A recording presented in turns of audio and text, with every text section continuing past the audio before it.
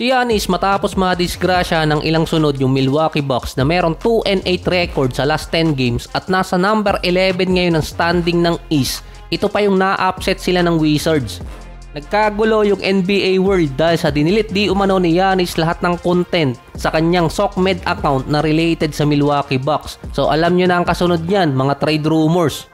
Pinalakas pa di umano ni Giannis ang speculation na gusto niyang mag-trigger ng trade papuntang Lakers. Siyempre, Lakers pa rin yung ikukunik sa kanya dahil nakita ng mga fans na iniwan ni Giannis sa kanyang SocMed account yung 2021 tribute kay Kobe na merong Lakers jersey. Ang isang problema lang kay Giannis, kada may gagawin kasi siyang ganito, hindi naman yun ang gusto niyang gawin. Kung gusto kasi talagang umalis ni Giannis, ayaw niya pang diretsuhin. Sinabi kasi niya mag-iintay siya until next off-season kung ano ang kakalabasan ng kanyang Milwaukee Bucks ngayon taon.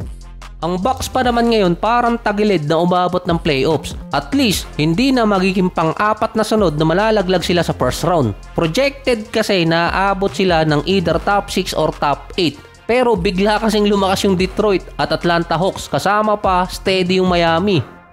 Matagal na kasing gawain ni Giannis na gagawa siya ng paraan para gumawa ng trade rumors tapos ang Bucks gagawa ng trade hanggang maubos ang kanilang mga draft asset at main player. Ganito ang ginawa niya last time nung tinrade ng Bucks si Middleton kapalit si Kuzma. Nag-initiate siya noon ng trade rumors. May bagong rumors na target kasi ang Bucks si Zach LaVine. Parang gumagawa lang ng paraan si Giannis na makuha ng team or gumawa ng trade ang Bucks na lumakas yung lineup nila para makuha si LaVine mula Sacramento. Gawain kasi to ni Giannis. So baka sabihin, paano mo nasabing gawain ni Giannis? Since 2020, nung nag-hesitate siyang pumirma ng kontrata, bago talaga siya pumirma noon ng contract sa Milwaukee Bucks, nakipag-trade muna sila sa Pelicans na nakuha si Holiday. Na nung tumatagilid na ang Milwaukee Bucks, another trade rumors naman kaya tinrade ulit ng Bucks si Holiday, nakuha naman si Damian Lillard. Na nung nalaglag pa rin sa playoffs, dun sinundan na may mga rumors pa rin si Giannis kaya si Middleton na ang itinrade kapalit naman itong si Kyle Kuzma. Tapos nung nahihirapan ang makakuha ng player dahil sa free agency at injured pa si Damian Lillard, dun naman siya pinakawalan at nakuha pa nga nila si Miles Turner. Nung okay na yung lineup ng Bucks at pansamantalang maganda yung nilalaro ng team, nawala din pansamantala yung mga trade rumors kay Giannis. Merong pang rumors yan na sinubukan pa ng Knicks na kunin si Giannis mula sa Milwaukee Bucks pero hindi rin naman natuloy. Parang ang hirap paniwalaan na magpapatrade itong si Giannis. Parang naging gold digger itong si Giannis gumagawa ng rumors para mapalakas yung kanyang team. Yung kanyang team naman ibinibigay yung hilig. May 7 draft picks pa ang Bucks. Nasa 3 na lang ang pwede nilang gamitin. Kasi yung ibang mga draft picks nila either na swap or nasa protected ng ibang team. Isang first rounder at 2 second rounder na lang ang natitira dahil sa kaagawa ni Giannis ng trade rumors.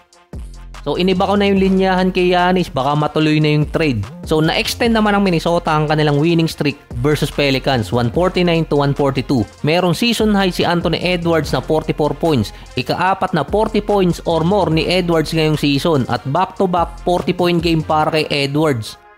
Merong 3 sunod na game si Edwards na naglaro siya ng 34 minutes pataas versus Pelicans naka 47 minutes pa si Edwards dahil nga pinaabot niya pa ng overtime. Biglang hiningal si Anthony Edwards sa dulo, buti panalo. Pinahinga lang kasi si Edwards ng nasa 5 minutes and 33 seconds bago tumuloy ng dire-diretsong 35 minutes versus Pelicans. Nasa kanya kasi ang playmaking at scoring ng Minnesota. Muntikan pang mag-collapse kung hindi dahil sa kanya. Dahil dino-double team din siya ng kabilang team bilang pangontra. Hirap din si Edwards kung paano lusutan ang double team.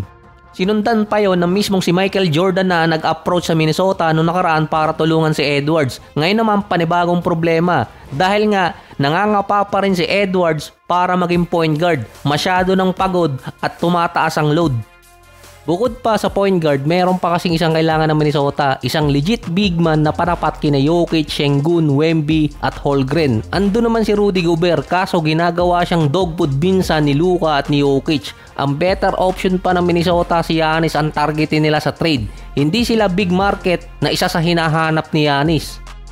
Bata pa rin naman yung lineup ng Minnesota. Yung isa pa, dahil sa defense nila. Si McDaniels yung isa sa best two-way player ngayon. Effective si Giannis kapag napapaligiran siya ng mga two-way player. Gaya dati kina Middleton, Lopez at Holiday.